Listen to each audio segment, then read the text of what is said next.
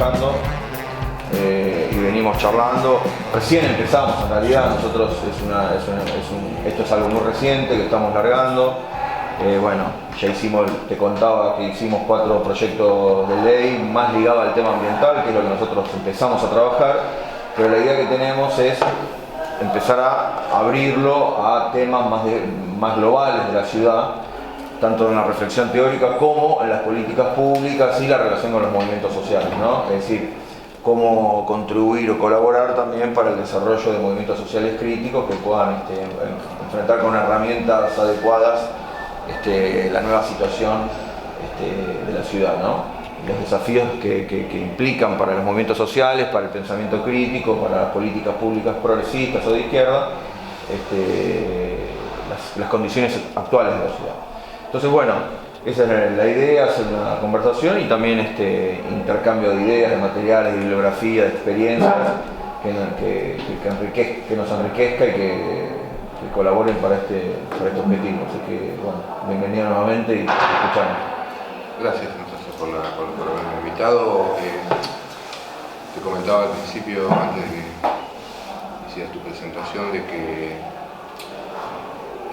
digamos, este tipo de espacios son muy interesantes, no tanto para el discurso, para el desarrollo de una charla tradicional, sino para generar más un intercambio de experiencias, de reflexiones.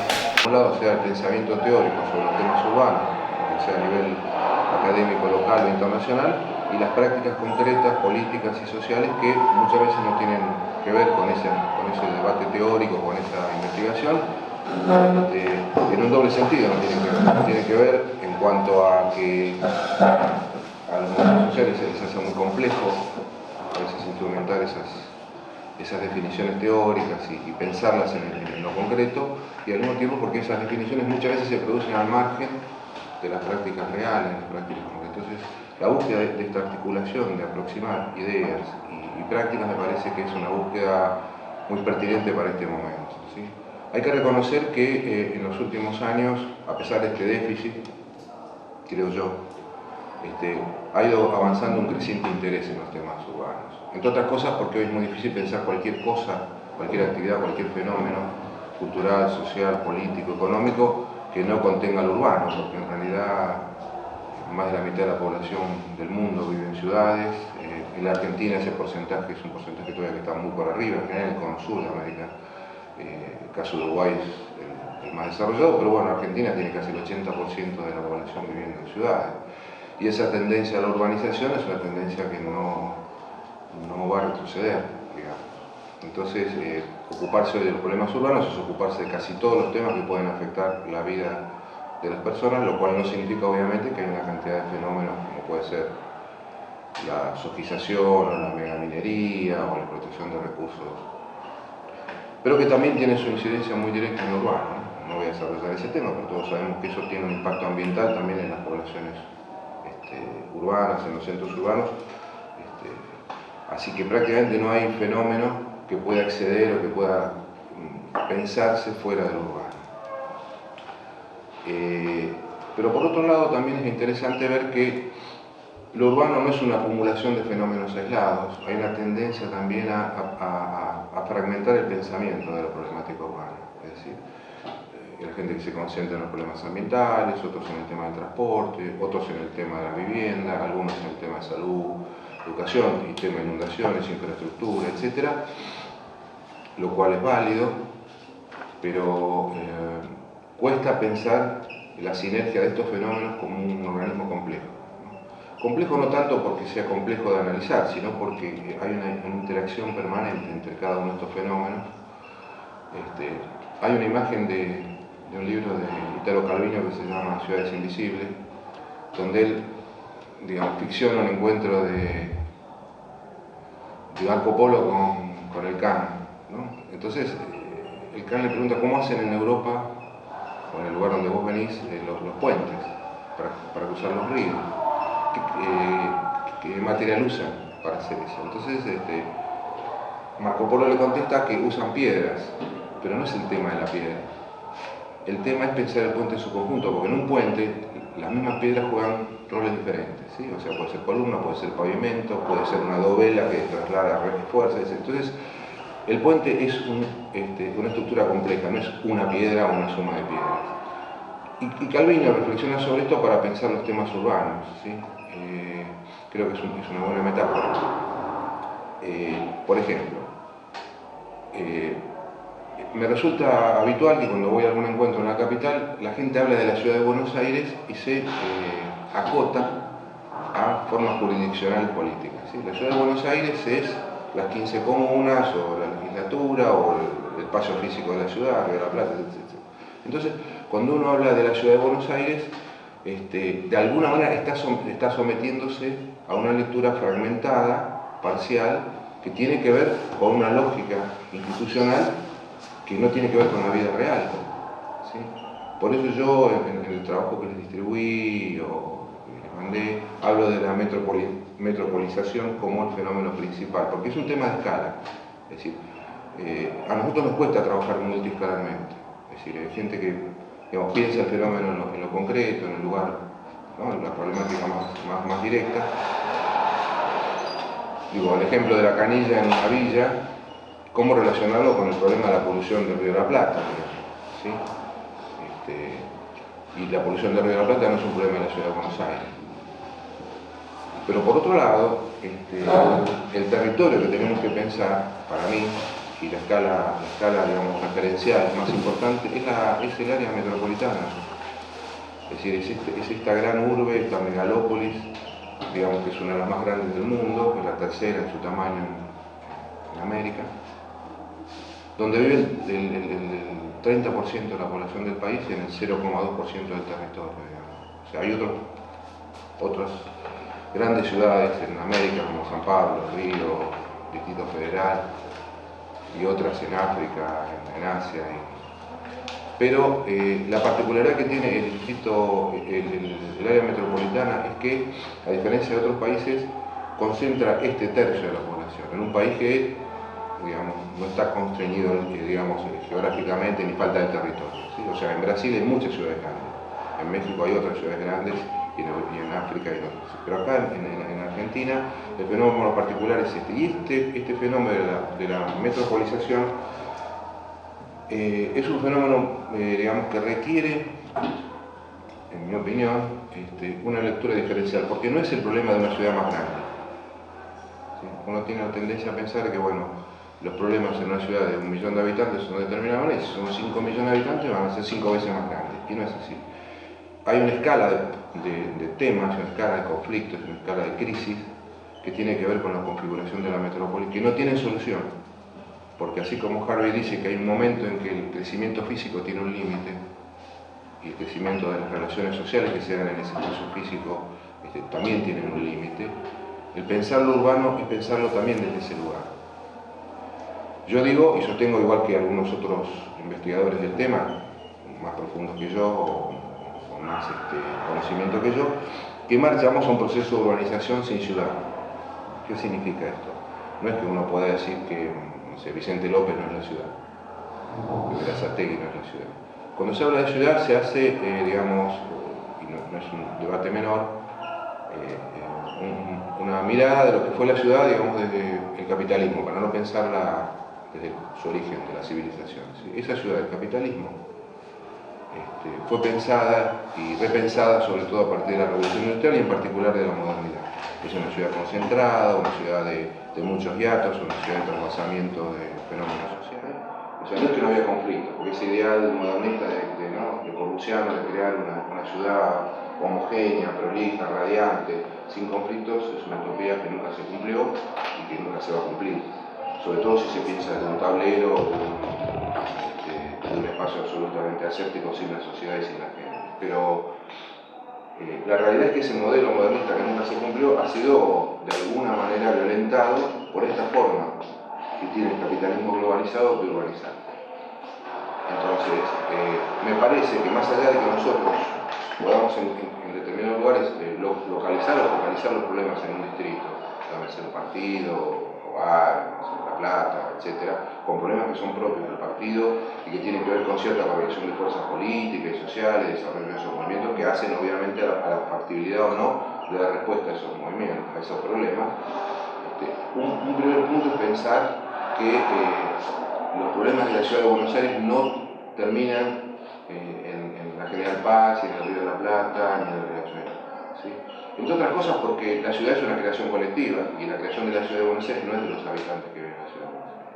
¿Sí? Acá entran millones de personas todos los días que producen, generan basura, ¿sí? Generan conflictos de movilidad que se expresan en el transporte, etc. ¿Sí? O sea, acá entran 1 millón de autos todos los días digamos, el segundo y tercer cinturón y el primer cinturón de la ciudad de Buenos Aires, además de gente que viaja en colectivo, en trenes, etc. Y evidentemente eso no se puede desconocer, o sea, uno tiene que pensar que en el área metropolitana hay 10 millones de personas que se mueven. Por eso el problema no es solo del transporte, sino que el problema del derecho a la movilidad está por encima. El transporte es una respuesta en todo caso o no a ese problema. Pero en la metrópoli el problema de la movilidad se ha transformado en un problema clave. Yo no lo voy a desarrollar ahora, pero la persona que tiene que viajar 5 horas para trabajar 6, evidentemente está en una crisis muy profunda de su calidad de vida. ¿Sí? Y su calidad de vida no es solamente su vida individual, viajar mal, ponerse de mal humor, violentarse, etc., sino que esa calidad de vida después repercute en su vida familiar, en el empobrecimiento de su vida familiar y en el empobrecimiento de su vida social y política. Si el tipo labura 8 horas, si viaja 5 y llega a su casa, ¿qué gana va a tener de compartir con los vecinos, los problemas, con su familia? Entonces, digamos, cuando uno habla del sujeto y habla de los sujetos que generan las relaciones sociales en la ciudad, no puede pensar igual en ese sujeto que en Chivilcoy, que el tipo puede que es una ciudad importante, digamos, no estoy hablando de una aldea, pero que el tipo puede recorrer de una punta a la otra en bicicleta. Y que sabe dónde empieza Chivilcoy y termina Chivilcoy. Es muy raro que alguien que haya vivido 20 años en Chivilcoy haya una parte de esa ciudad que no conozca. Puede ser que la transite menos, pero la conoce.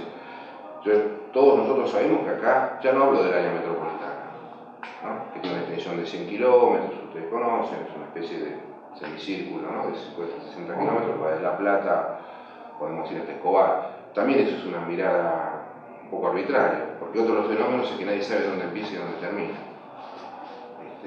Una cosa memoidal que va creciendo, ¿sí? Pero hablemos de la propia ejido de la capital. Muchísima gente que vive en la ciudad no conoce la ciudad de Buenos Aires. Hay amplias zonas de la zona sur que la gente que vive en la zona sur que no tiene ni idea de cómo son, jamás ha ido a ese lugar ni le interesa ir, y viceversa, ¿sí? Ni que hablar la gente que vive en un country. Ustedes conocen que hay pibes que se han nacido y que son adolescentes en los barrios cerrados y que nunca han viajado en un subte, que nunca han viajado en un colectivo, ni siquiera en un tren, ¿no? Y alguna vez los han traído a la ciudad de Buenos Aires, no sé quién lo trae a un evento turístico, ¿sí? O sea, tiene una vida endogámica, encerrada, ¿sí? Y estamos hablando de lo que sería parte del área metropolitana, ¿no? que ha sido robada a la parte rural. Entonces yo digo, sin seguir metiéndome en este tema, este es un fenómeno determinante para entender el comportamiento de la ciudad, de las relaciones sociales que existen en la ciudad y de cómo se produce el paso en la ciudad. Porque todo este fenómeno de urbanización tiene que ver con el capitalismo globalizado, tiene que ver con el excedente de la acumulación que genera el capital y que necesita volcarse hacia los fenómenos de carácter físico y espacial y sobre todo urbano.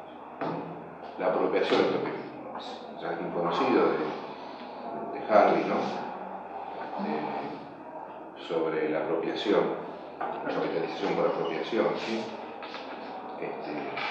En el caso del suelo urbano y en el caso de determinados emprendimientos es evidentemente notorio y no solamente pasa acá en Buenos Aires, ¿no? Dentro de eso, por ejemplo, los grandes proyectos urbanos ocupan un lugar privilegiado. Está Puerto Madero acá como ejemplo en Buenos Aires, pero en Río está Puerto Maravilla, en Holanda los Docklands, en Puerto de Rotterdam, en Inglaterra los Docklands, etc. Entonces, bueno, el ejemplo quizás más característico y más notorio también fue la crisis del 2008 con la burbuja hipotecaria. Pero digamos, esta forma de urbanización creciente, acelerada, que violenta las formas de la ciudad concentrada, generando una no ciudad, como dice, o no lugar, ¿no? Donde todos los lugares no tiene una identidad específica, no tiene una historia, como pueden ser los millones de personas que viven en los barrios cerrados en la periferia de Buenos Aires, en los gays community vertical, que son todos iguales, con sus amenities, etcétera, etcétera, que tiene el fenómeno del autoaislamiento o autosegregación. Quizás a nivel internacional lo más significativo de este proceso de urbanización capitalista es China. China ha producido un proceso de urbanización violento, el más importante que ha tenido la humanidad, inclusive más violento que la revolución industrial. ¿Sí? Por un periodo de 20, 30 años, China en la década del 80 tenía el 70% de la población campesina y ahora construye 2 o 3 ciudades por año. Algunas están vacías, lo cual demuestra que hay una necesidad de reciclar un excedente de capital en la creación de ciudades, en la creación de un espacio, independientemente del valor de uso que tenga eso. Y además consume el 50% de cemento y hierro que se produce en el mundo, con todas las consecuencias que eso tiene. China es un tema para debatir, y este fenómeno particular, lo que ha generado movimientos brutales de campesinos hacia la ciudad, revueltas campesinas, hacinamientos, fenómenos nuevos que la sociedad china no podía asimilar, y por supuesto un nivel de acumulación y de riqueza en aquellos que manejan esto enorme, ¿no? China está detrás del proyecto de este canal en Nicaragua. Tomó la invertir 50.000 millones de dólares. La empresa que realiza esto es la sexta más importante de China, porque no solamente es el canal, son hoteles en las cabeceras, etc. Va a generar un impacto de producción en el lago central de Nicaragua tremendo. Algunos de ustedes supongo sabrán que ahí en ese lago está la comunidad de Solentinán, de Ernesto Cardenal, etc. Bueno, cuando hagan ese canal, eso va a desaparecer. Pero además la paradoja es que, digamos, los panameños lucharon no sé cuántos años por un general que venía de la escuela de Panamá y se transformó en un líder nacionalista y logró que Carter nacionalice con su lucha el canal y se lo entregue, y un gobierno que viene de la revolución sandinista le entrega a los chinos la mitad de su territorio por 100 años también, porque son 50 más 50. Y acá estamos haciendo negocios parecidos también. Acá estamos haciendo negocios. No hay de esa escala porque claro, sí. Bueno, yo ponía este ejemplo como para pensar los temas de urbanización, ¿no? Hay muchos ejemplos internacionales de esto, no es solamente Buenos Aires, digamos. Pensemos que San Pablo en la década del 50 tenía 3 millones de habitantes. De alguna manera, la metrópoli es la expresión cruda del fracaso del modelo burgués de ciudad. Aquellos que soñaron con esto que yo decía antes de una ciudad prolija, ordenada, con actividades localizadas, llena de verde, homogénea, sin conflictos. Muchos teóricos hoy hablan de fenómenos de posciudad, así como se habla de lo posthumano, se habla de posciudad, ¿no? Y hay varios modelos que intentan explicar esto: la ciudad global, la ciudad fractal, la ciudad dual, la ciudad genérica. Es decir, empiezan a buscar alguna modelística, alguna manera de tratar de interpretar estos nuevos fenómenos. Yo creo que en general, como ocurre con otro tipo de fenómenos, por ejemplo la tecnología y las comunicaciones, siempre vamos detrás del fenómeno, ¿no? O sea, empezamos a estudiar el fenómeno cuando el fenómeno está instalado y está en pleno desarrollo y nos desborda, ¿sí? Entonces la metrópoli hoy es el símbolo claro del caos, la no planificación. En realidad, en la década del 60 hubo un intento de planificar el área metropolitana. De hecho, la Sociedad Central de Arquitectos tiene un área de planeamiento. Entonces, arquitectos García Vázquez o Adidas Suárez intentaron pensar cómo iba a desarrollarse la metrópoli en un futuro de 20 o 30 años. Obviamente todo ese proyecto no se siguió trabajando porque no había interés en planificar ni recursos, ni el Estado estaba entrando en una etapa donde lo que menos le interesaba era planificar, sino dejar liberado al mercado y en todo caso actuar e incidir en aquellas cosas que facilitaran el mercado. ¿Sí? El accionar del mercado, la especulación inmobiliaria, los negocios, etc. Todos los estados, ya sea el estado local como el estado nacional, lo que hacen es fijar su territorio para buscar en su territorio cómo mejor se desarrollan los procesos de valorización del capital. Eso es así, el Estado-Nación tiene ese rol, y eso también ocurre en las ciudades. Inclusive hay una disputa entre ciudades mundial, ¿no? O sea, Buenos Aires compite, digamos, con otras ciudades para atraer turistas, para atraer inversiones, mostrándose como una ciudad confiable, una ciudad que se pueden hacer buenos negocios, donde hay tierra para invertir, donde hay cierta seguridad jurídica, a pesar de que digan que no para hacer negocios, porque en realidad todos aquellos que cuestionan la seguridad jurídica, digamos, lo plantean desde un lugar que no es el real, es decir, porque acá nunca nadie cuestionó la propiedad de la tierra. Nosotros no recuperamos la idea de que el suelo es un bien social, un bien común, como puede ser un río, como es una montaña. ¿Por qué pensamos que el río no puede ser un valor, a pesar de que sí lo es en muchos casos, un valor apropiable, fragmentado, para hacer negocios, y nos violenta que la montaña o el glaciar sea de tal manera, ¿no? Y pensamos que la tierra urbana, la tierra rural debería ser compartida. Pero por ahí cuando pensamos lo urbano, esa idea no aparece. Nadie defiende el valor social y el uso social de la tierra urbana, ¿sí? Que es el principal elemento de especulación inmobiliaria y es el principal elemento de segregación. Si nosotros tiramos desde ahí, podemos entender muchos de los grandes problemas que hay en la ciudad: segregación, fragmentación, gentrificación, es decir, todos fenómenos sociales a partir de la apropiación del uso del suelo y del negocio que se construye a través del uso del suelo. Entonces, recuperar esta idea para un hábitat social, porque es muy difícil discutir el hábitat social si yo no tengo los recursos para manejar la tierra. ¿Quién determina? Es decir, el achicamiento del espacio público tiene mucho que ver con esto también, ¿sí? Además de otra serie de cuestiones que yo de alguna manera planteo en uno de los materiales que trabajé, que tiene que ver con la construcción de la alteridad a partir de la violencia, ¿sí? Entonces, el tema de la violencia también es una manera sobre la cual se va construyendo una mirada de segregación, de fragmentación, ¿no? De criminalización, de determinación territoriales, ¿no? Si hay zonas seguras, zonas inseguras, zonas que valen menos porque son inseguras, zonas mejor iluminadas, mejor equipadas, con más policías. Y no es casual que Macri empezó a hacer su experiencia de la Policía Metropolitana en la Comuna 12, ¿no? Así para ofrecerle a la zona norte, digamos, de la ciudad. Y armar al barrio Parque. Y armar al barrio Parque, sí, donde está Donado y Holmer, etc. Entonces, hay un nexo muy fuerte con esto. Y cuando yo decía que hay hiatos y puentes que tienen que ver con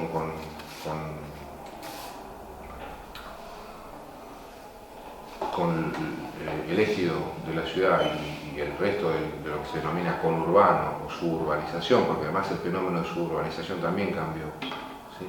Esa idea original que se desarrollaba sobre la base concéntrica, ¿no? De anillos que iban creciendo en torno a la ciudad a partir de mecanismos de transporte, de erradicación de loteos, etcétera, etcétera. Todo eso fue pervertido con este sistema, digamos, de enclaves totalmente aislados, de los barrios cerrados, etcétera, donde el único nexo es una autopista, ¿sí?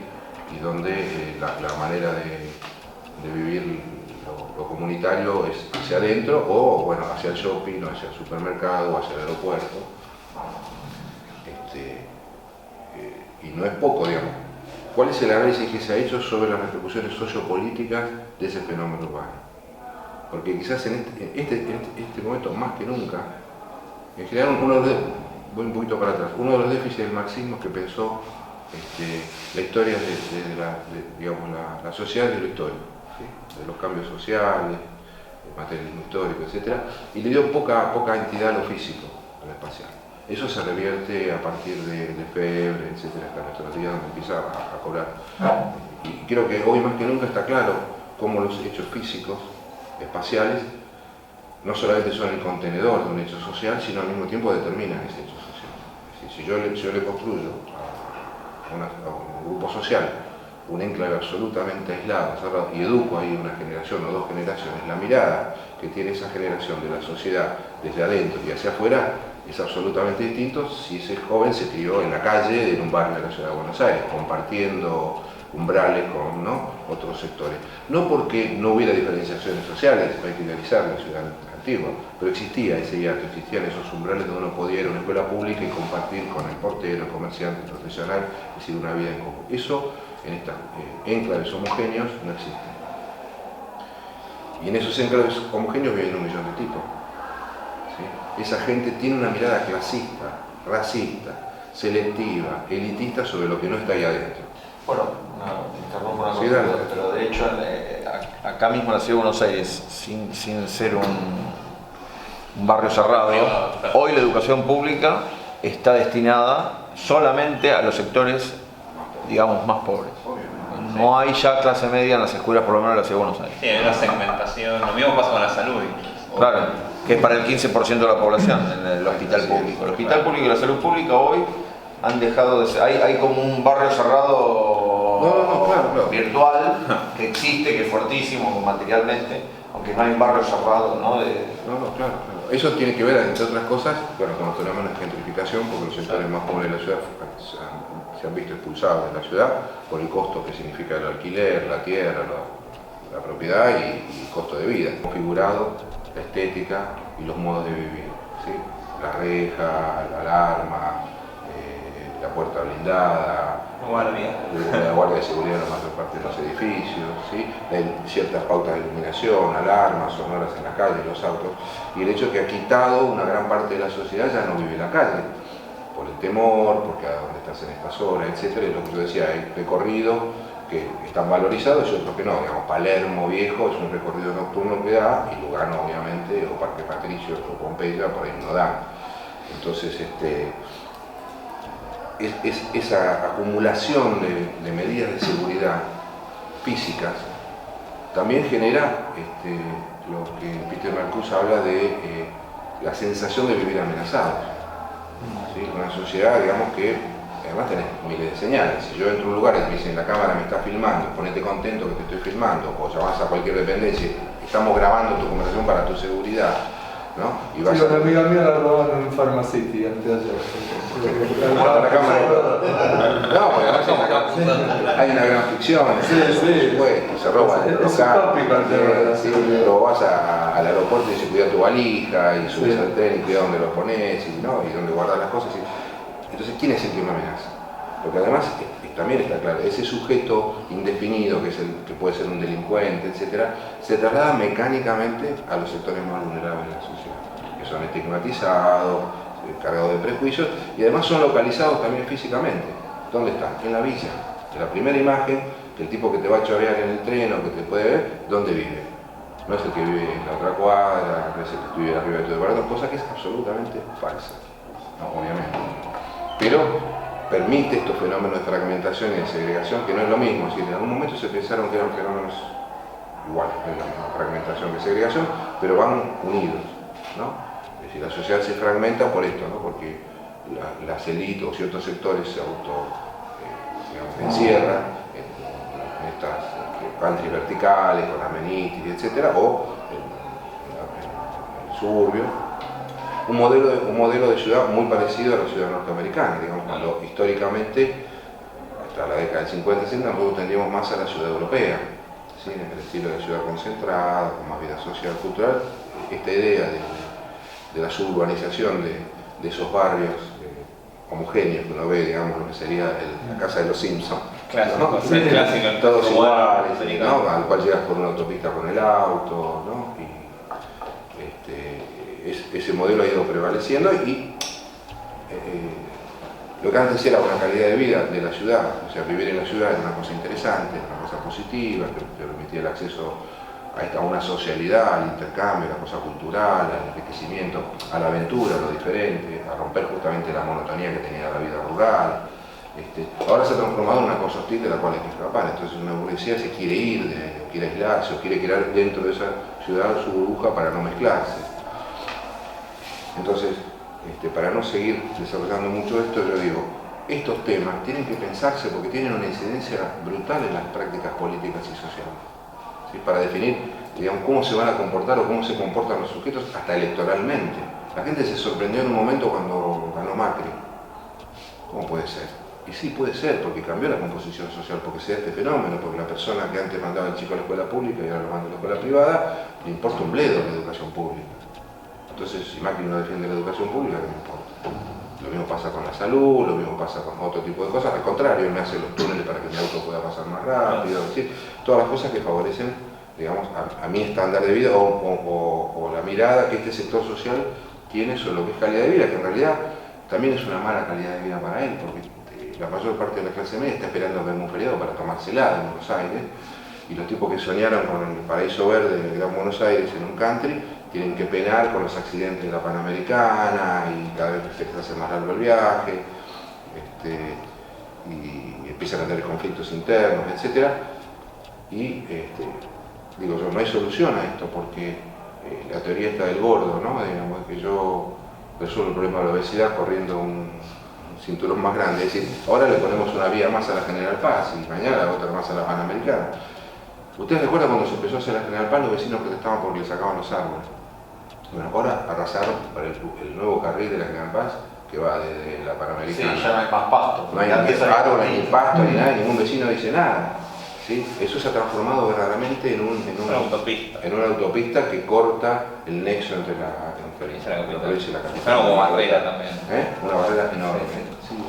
Entonces, Y antes era de 2 carriles y era... eran 2 carriles. Además la gente, yo recuerdo cuando era chico, me decía, la General Paz que hizo Perón y qué sé yo, Sí. era uno de los que se ponían en el haber del peronismo. Ahora es un desastre, ¿no? Pero Pero mucha las gente, casitas con techos a las a aguas. Dos Aguas, claro, donde vivía el guardaparque Sí. del lugar. Sí, el barrio ferroviario está ahí nomás. El barrio ferroviario. Parque Saavedra. Inclusive de la clase que se considera privilegiada, que han naturalizado su propio sufrimiento. Porque no es que tienen una calidad de vida sobresaliente. Es cierto que viven mejor que otros, sin duda. Basta con ver el mapa de la ciudad y el equipamiento de una zona con respecto a la otra para darse cuenta quiénes son los privilegiados, ¿sí? Quienes tienen la mayor clínica, escuela, centros culturales, etc. ¿No? Pero esa misma gente vive en una ciudad caotizada. El tipo que anda con el auto y que tiene que ir del centro hasta no sé dónde, tarda 1 hora y media, 2 horas, y además llega a su casa muy enojado, porque se peleó con el de atrás, el de adelante, el del semáforo, etc. ¿no? Hay una dosis de violencia además horizontal, interpersonal, que se expresa también en esa clase. Los tipos que tienen hermosos autos y mucho dinero, uno se le cruza el auto y se baja y le pega 3 tiros porque le dijo no sé qué cosa, eso está pasando. Con lo cual también el tema de la violencia ya no es una violencia institucional de arriba hacia abajo ni verticalizada, sino que se ha desarrollado como signo de barbarie de esta sociedad. Y el caos es eso. Argentina nunca tuvo un plan territorial. Yo digo, cuando me preguntan, ¿qué hacemos con este tema de la metropolización? Porque ¿cómo paramos esto de 14 millones de tipos en un país de 40 millones que viene 0,2% del territorio y que ya se hace ridículo? ¿Sí? Es que nadie se puso a pensar en esto. Tenemos un territorio de millones de hectáreas, de kilómetros cuadrados, quiero decir, ¿no? ¿Y cómo hacerlo? Lo único que se hizo fue algún parque industrial para hacer negocios, en realidad, ¿no? Desgravar impositivamente y con eso pensar que se construía un polo de desarrollo, otra cosa que no funcionó. Lo que se denomina, digamos, repoblar sectores más rurales, en la medida que se extiende la frontera sojera, y la soja es una actividad sumamente productiva en términos que requiere poca fuerza de trabajo. De hecho, digamos, la expansión de la frontera sojera ha sido exclusiva de la población también, hacia los centros urbanos, con lo cual el proceso es muy difícil, y uno podría pensar en nuevos polos industriales, pero eso en general requiere más divisas, es decir, es poco productivo, con lo cual, digamos, empeora el problema más estructural de la restricción externa, sí. Con lo cual, sí, es como... No, es un tema complejo, pero digo, a ver, la sojización no es un fenómeno para defender. No. Si uno mira, por ejemplo, yo decía, el proceso... Pero tampoco es sustentable a largo plazo. El jueves hubo un encuentro de cambio climático en el Gran Rex, donde justamente era propiciado por el Ministerio de Agricultura y por una entidad que se llama CIAT, que es internacional con sede en Colombia, y una de las cosas que se dijeron era eso, o sea que había que volver a los cultivos tradicionales como el maíz, o hacer 2 cultivos por zona, o sea, para mejorar el rendimiento y no quedarse solamente con un monocultivo que lo único que hace es extraer recursos y generar una futura desertificación. Entonces ese tema, hay gente que lo está pensando y se planteó el otro día públicamente en ese lugar. ¿No? Sí, está el grupo de reflexión agraria, mucha sí. gente que viene planteando el tema de la gravedad que tiene la sojización, ¿no? Pero, digo, ese modelo productivo también hay que ponerlo en crisis, si no es muy difícil. Nosotros atacamos, por ejemplo, la megaminería, etc. Y pensamos que con ese modelo de desarrollo capitalista salvaje, sí, extractivo, expoliador de las riquezas naturales, vamos a poder modificar el cuadro urbano del país. Yo digo, yo no creo que haya una tendencia reversible de la urbanización. O sea, No creo que en los próximos 50 años la gente se vaya a vivir al campo, ¿sí? No, digamos como fenómeno principal. Pero sí se puede hacer políticas de ciudades intermedias, se puede hacer políticas de otra forma de desarrollo urbano en otro tipo de ciudades que tienen que ver, suponte, el caso de Francia. Francia tiene en la zona que podríamos llamar uno de los grandes centros urbanos casi 5.000 municipios, ¿sí? Que han mantenido una población, han perdido población, pero han mantenido comparativamente una población más o menos estable durante mucho tiempo, lo mismo que Alemania, ¿sí? ¿Cómo se resuelve? Y son países capitalistas, no es que dicen... Claro, tiene una historia y una tradición medieval muy distinta. Claro, Sí, en Italia creo que es similar. Pero ¿qué tiene que ver? Primero... Vos vas por la ruta y no hay campo como así acá, es, que campo, así y es. vacas. No, ahí Son pequeños, No, y ciudades, claro, ciudades, y las grandes ciudades no son tan exageradamente grandes comparadas a las demás.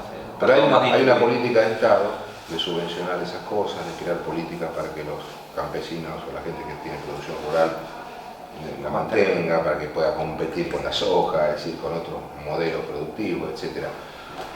Esto no se va a dar en nuestro Estado, está claro, porque los poderes que lo sostienen son de otro tipo y a su vez, como bien decís vos, hay otra tradición urbana. Nosotros vivimos una situación de urbanización medio aluvional, ¿sí? Pero digo, es un tema para ponerlo en cuestión, porque yo insisto, creo que no hay solución a la metrópoli. O sea, no hay una manera de encontrarle respuesta. Es decir, todos los estudios urbanísticos que se han hecho demuestran que hay una especie de curva de eficiencia. Vos que trabajás bastante en los temas ambientales también. Ahora se va a empezar a discutir el plano urbano ambiental de acá a los próximos 2 años. A ver qué bolillo le dan a eso. Es decir, hay cosas que digamos que se transforman en ineficaces, y esto que yo digo, la distancia, ¿sí? Es un problema que ya tiene un límite. La persona no puede viajar 100 kilómetros todos los días, 80 kilómetros, aunque le pongas un buen transporte. Eso es una cosa constructiva. La socialidad está puesta en crisis en ese macro modelo, ¿no? El conocimiento, las relaciones personales, y bueno, como decía yo, problemas de maltrato de la tierra, ¿no? Contaminación, inundaciones, polución del río, es decir, hay una cantidad de elementos, ¿sí?, que tienen que ver con el caos metropolitano que no van a tener respuesta, y no hay respuesta en San Pablo, no hay respuesta en Río de Janeiro, no hay respuesta en el DF, y mucho menos en África, que también está viviendo un proceso de urbanización no previsible. Es decir, o sea, Lagos, que es la capital de Nigeria, en la década del 60, 70 tenía 800.000 habitantes, ahora tiene 9 millones, 10 millones, ¿sí? Y tiene una de las villas, miserias, favelas, como la llamemos SLAM, más grandes del mundo, que también es causa de violencia, de tensiones, etcétera, etcétera, ¿no? Entonces, pensar en una estrategia de distribución territorial también significa pensar en una mirada crítica hacia el modelo capitalista de desarrollo, porque no se trata de trasladar los males de la metrópoli a un montón de pequeñas ciudades. Cuando uno habla del derecho a la ciudad, por ejemplo, es cierto que hay un derecho a acceder a lo que ha sido una creación colectiva como es la ciudad. Todos tendrían, porque como todos participamos en la creación de esta ciudad, todos tenemos el mismo derecho a usar sus beneficios, digamos, ¿no? Culturales, sociales, deportivos, económicos, etc. Pero también es cierto que tenemos que tener una mirada crítica a esta ciudad. No es que se trata de que queremos que todos los que viven en la villa se vayan a vivir al country, ¿no? Ni que todos los que viven en la villa tengan un Audi. No, primero que nada, creo que vos lo nombraste, lo tocaste al pasar en un momento, que es algo que para mí es interesante, por lo menos desde un planteo más, digamos, teórico, lo que es la tradición más marxista. Que es cierto, digamos, el marxismo nunca por lo menos Marx y los primeros marxistas nunca se interesaron en el tema urbano, porque ellos tocan mucho, Marx toca mucho el tema del plusvalor en la producción más industrial y demás, que refiere en general a bienes que pueden ser reproducidos. Entonces ya se mueven con otra lógica, la lógica de la plusvalía clásica, la oferta y la demanda y demás. O sea, por ejemplo, no sé, una mesa que yo puedo producir si hay mucha demanda, y en la medida que aumente la demanda se produce cada vez más y demás. No es lo que pasa, no es exactamente el caso de la ciudad, de la producción de suelo urbano, porque ahí está afectado más por la lógica de la renta a lo que sería la renta agraria, pero en la ciudad, la renta urbana. es una lógica monopólica. Es decir, soy dueño de una porción del suelo que no puede ser reproducido, digamos. Yo no puedo producir, digamos, hectáreas de Palermo. Palermo es Palermo, es lo que hay. Yo puedo extenderlo por ahí la frontera, digamos, palermiana. Puedes aumentar un metro para arriba, pero... Claro, entonces ahora Aparte Chacarita la llamás Palermo Sojo. De hecho hay una parte que se le llama Palermo algo que no es Palermo, en realidad, sí. no sé bien cuál Queen es. se decía, Queen quiso decir a Villa Crespo. Palermo Queen. Pero, es decir que... Falta Brooklyn y ya tenés todo Manhattan. No, Manhattan no tenemos, falta Palermo Manhattan. No, bueno, Pero entonces dentro de Nueva Manhattan York, no todo. desconozco. Bueno, la cuestión es que hay un límite. Uno, digamos, es decir, el capital puede extender, digamos, producir un nuevo suelo urbano y demás, pero hay un límite objetivo, a diferencia de la producción que el marxismo más tradicionalmente analizó, que es la producción de bienes transables, digamos.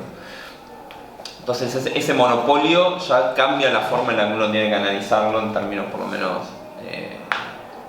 de análisis de capital. Además, obviamente está el tema que vos lo planteaste, digamos, los grandes excedentes de capital que deben ser colocados en algún lugar, y ahí la producción de suelo urbano y de ciudades y de grandes emprendimientos juega un rol clave. Decenas de miles de millones de dólares invertidos.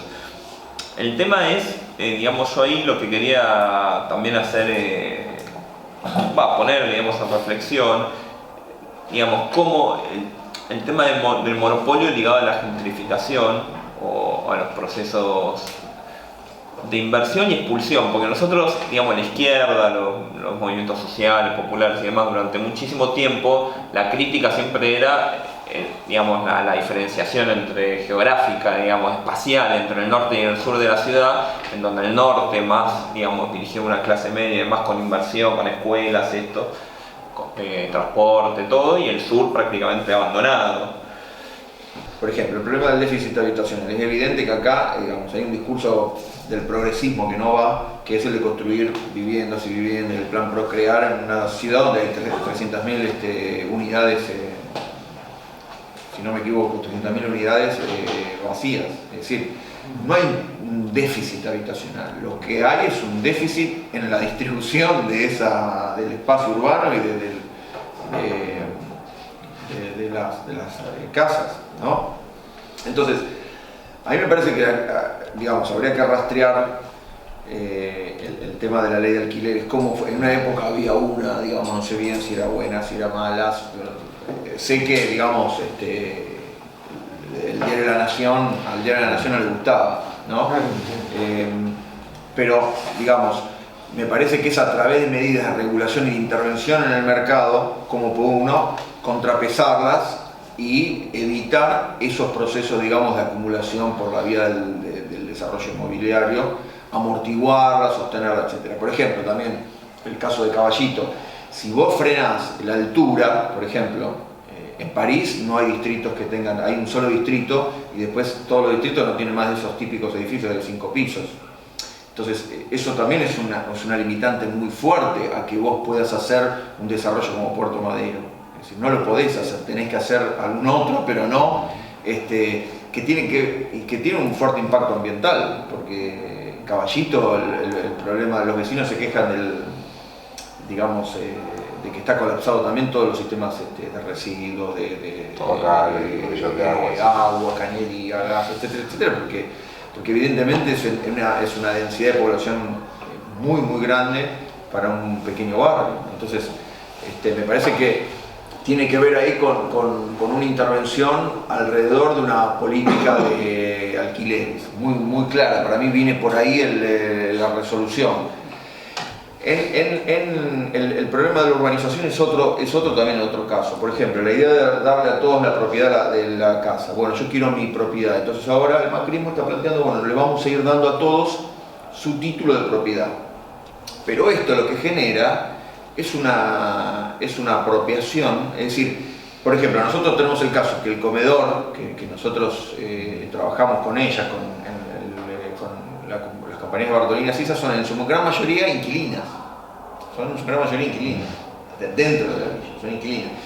Darle el título de propiedad al propietario implica también un proceso de expoliación de los inquilinos, es decir, de una gran parte de los habitantes de la villa que no son los propietarios, que son los inquilinos, es decir, que son los nuevos que han llegado, la nueva generación de inmigrantes, básicamente internos y sobre todo externos que ha llegado, expoliados por los inmigrantes más antiguos que ya están consolidados y que les cobran alquiler. Es decir, ahí hay un problema de no resolución por la vía de hacer propietarios a todos. Por eso yo te comparto de que la vía, no creo que la vía de la solución al problema de los asentamientos sea la de hacer propietarios a todos los que allí viven. Tiene que haber alguna forma en que todos puedan vivir bien, que se urbanice, que se abran las calles, etcétera, etcétera, pero no de esa manera, digamos. Tiene que haber una forma distinta. Salvo que sea como la de Rousseau, la de Jean-Jacques Rousseau, el filósofo que decía que todos tienen que ser propietarios, entonces al inquilino también le das un espacio, en fin, tiene que haber una solución, no sé bien cómo, pero que todos sean propietarios, la democracia de los propietarios, que no haya inquilinos, porque si no, hay unos propietarios y hacemos a unos propietarios para que expolien al otro, entonces eso no va. Me parece que por ahí no va la solución. El problema es qué mirada de la izquierda, del progresismo, se puede ofrecerle a la idea esta mercantilista. Bueno, cada uno va a tener su propiedad. El título de propiedad vamos a titularizar a todos los propietarios de la villa.